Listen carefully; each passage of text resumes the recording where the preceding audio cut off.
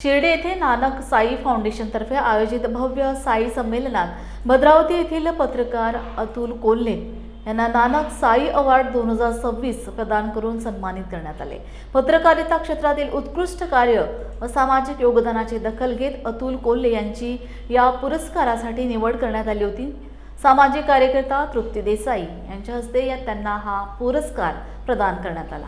यावेळी नानक साई फाउंडेशन महाराष्ट्राचे अध्यक्ष पंढरीनाथ बोकारे तसेच केंद्रीय उपाध्यक्ष प्रीतम सिंह भाटिया उपस्थित होते।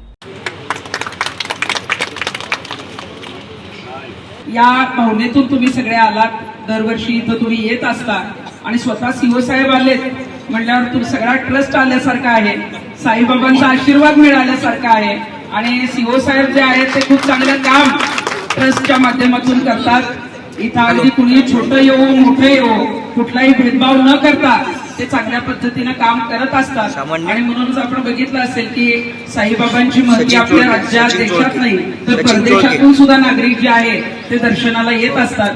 आपण हा कार्यक्रम शिर्डीमध्ये जो आयोजित केलाय या कार्यक्रमाला राज्यभरातून अनेक पत्रकार सुद्धा आलेले आहेत आणि या पत्रकार बांधवांचा त्यांनी त्यांच्या क्षेत्रामध्ये जे उल्लेखनीय काम केलं त्या बाबतीत जो काही सन्मान करण्यात आला, त्यांना पुरस्कार देण्यात आला, त्याबद्दल मी त्यांचं मनापासून अभिनंदन करते।